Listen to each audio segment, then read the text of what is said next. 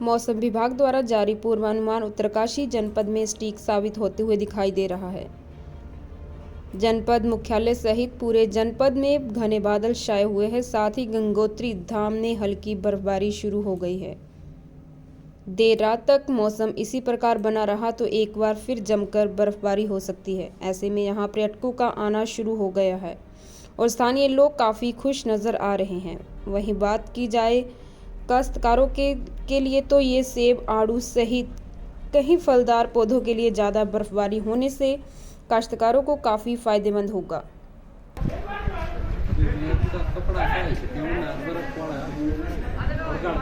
नमस्कार, मैं विक्रम सिंह, निदेशक मौसम केंद्र देहरादून से।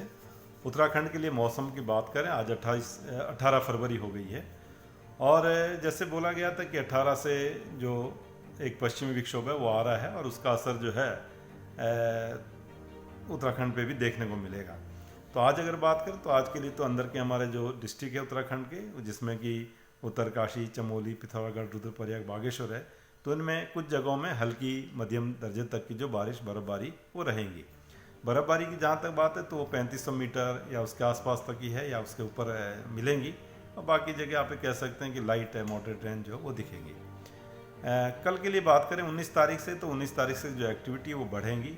आप ये कह सकते हैं कि पूरे प्रदेश में ही 19 शाम रात से जो एक्टिविटी वो शुरू होंगी और 20 के शाम तक अगर हम बात करें तो अच्छी एक्टिविटी इस दौरान जो है 19 शाम से लेकर 20 के शाम तक वो रहने वाली है प्रदेश भर में। तो हल्की से मध्यम बारिश है, मैं कहूँगा कि जो है ज़्यादातर जगहों में मिलेगी आपको 19 शाम रात से लेकर के और 20 की शाम रात तक जो है, तो ये 24 घंटे इंपॉर्टेंट रहेंगे। तो इसमें हल्की से मध्यम बारिश के साथ साथ अगर हम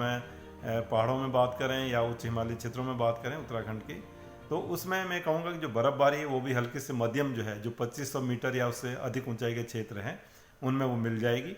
और जहाँ तक हैवी या वेरी हैवी स्नोफॉल की बात है तो जो हमारे अंदर के डिस्ट्रिक्ट हैं उत्तरकाशी, चमोली, पिथौरागढ़, रुद्रप्रयाग, बागेश्वर, तो 19 शाम रात से लेकर के और 20 शाम रात तक की अगर मैं बात करूँ तो इसके दौरान हैवी से वेरी हैवी स्नोफॉल जो है इन अंदर के 5 डिस्ट्रिक्ट के जो प्लेसेस 3500 मीटर या उसके आसपास या उससे अधिक ऊंचाई के हैं वहाँ पर वो कहीं कहीं पर वो मिलेगा इस तरह की स्नोफॉल एक्टिविटी। और जगह जैसे मैंने बोला कि 2500 मीटर से लेकर 3500 के मीटर के बीच में जो है जो मॉडरेट स्नोफॉल है वो देखने को मिलेगी,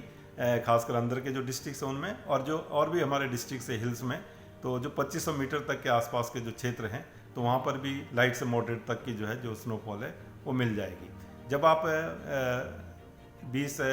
के बाद आगे भी देखेंगे तो 21 और 22 में भी जो एक्टिविटी है लाइट एक्टिविटी या मॉडरेट तक की एक्टिविटी जो रेन स्नो की है वो आगे भी चलेंगी। तो आप ये कह सकते हैं कि जो है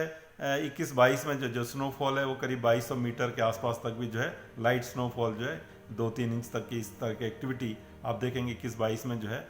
जैसे कि धनवल्टी है, मसूरी के आसपास है या फिर इसी तरह नैनीताल के आसपास भी हैं, तो वहाँ तक भी वो मिलेंगी जब आप 21-22 में जाएंगे। तो हालांकि वहाँ ज़्यादा नहीं है, 1-2 इंच इस तरह का हम एक्सपेक्ट कर रहे हैं, लेकिन जो 2500 मीटर या उससे अधिक ऊंचाई के क्षेत्र है वहाँ पर वो चीज़ें रहेंगी।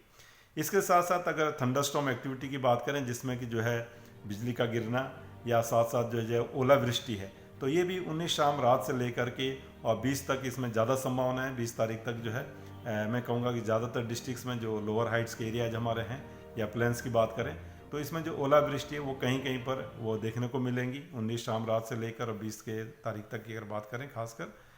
तो ओलावृष्टि भी या लाइटनिंग जो है वो खासकर वो देखने को मिलेगी। उसके बाद जो ओलावृष्टि या लाइटनिंग की एक्टिविटी है वो कम हो जाएंगे, उसका डिस्ट्रीब्यूशन कम हो जाएगा या इंटेंसिटी वाइज भी देखें तो कम हो जाएंगे। तो आप कह सकते हैं 21-22 में भी इक्का दुक्का जगहों में जो खासकर हमारे